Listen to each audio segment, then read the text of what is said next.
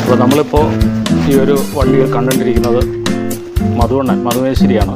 നെടുങ്ങോലം സ്വദേശിയാണ്, അനിയണ്ണൻ്റെ ബന്ധു കൂടിയാണ്. എന്നാ നമസ്കാരം. നമസ്കാരം. അന്ന എങ്ങനെയാണ് ഈ ഒരു ഫീൽഡിലോട്ട് അങ്ങനെ വന്ന് എത്ര ആളുകൊണ്ട് അനിയൻ്റെ കൂടെ ഉണ്ടെന്ന് പറയാമോ? ഇല്ലെന്ന് പറഞ്ഞാൽ 30 കൊല്ലത്തോളം അനിയുടെ കൂടെ ഉണ്ട്. അപ്പച്ചിയുടെ മോനാണ്, അപ്പച്ചിയുടെ മോനാണ്, എൻ്റെ ആശാനാണ്. ആശാന എല്ലാം കൊണ്ടും എല്ലാ കാര്യത്തിലും എൻ്റെ ആശാനാണ്. പുള്ളി എവിടെ തുടങ്ങിയ എല്ലാം പുള്ളിയുടെ കൂടെ തന്നെയാണ്, വേറെ അങ്ങോട്ടും പോയിട്ടില്ല. ഇപ്പോഴും വയസ്സായി, ഇപ്പോഴും പുള്ളിയുടെ കൂടെ തന്നെയാണ്, കൂടെ തന്നെ ഉണ്ട്, കൂടെ വയ്ക്കുന്നത്. സന്തോഷകാരിയായിട്ട് എല്ലാ കാര്യത്തിലും പോകുന്നു. പിന്നെ എല്ലാത്തിനും സ്വാതന്ത്ര്യമുണ്ട്. എൻ്റെ യഥാർത്ഥ എനിക്ക് സ്വാതന്ത്ര്യം എന്ന ആശാൻ ആരാന്ന് പറഞ്ഞാൽ മണിക്കുട്ടനാണ്, അനിയുടെ ചേട്ടൻ. പിന്നെ പണിയൊക്കെ പഠിച്ചാൽ ഇദ്ദേഹത്തിൻ്റെ കൂടെ വന്നു. സാധാരണ ഈ മേശരിമാരെന്നൊക്കെ പറയുമ്പോൾ ഈ പഠിക്കാനൊക്കെ പിള്ളേർ വരുമ്പോൾ അവരെ ഈ സ്പാനറിന് അടിക്കുക, ചെവിക്ക് കറക്കുക, അങ്ങനെയുള്ള പഴയ സ്റ്റൈലാണ്. ഇപ്പൊ അങ്ങനെ ഒന്നുമില്ല. ഇവര് പിള്ളേരടിച്ച് ആരും വരത്തില്ല. അവർ തിരിച്ച് വെട്ടുവത്തിയായിട്ട് വരുമ്പോ വെട്ടായി. ഇവിടെ ഒരുപാട് പഠിക്കാൻ വരുന്നുണ്ടോ? 2-3 പിള്ളേരുണ്ട്. 3 പിള്ളേരുണ്ട്. എത്തിയില്ലാരെ. അപ്പൊ അനിയണ്ണെ കുറിച്ച് എന്താ പറയുന്നത്, നെഗറ്റീവ് പറയാനുള്ളത്? എനിക്കൊന്നും പറയാനില്ല.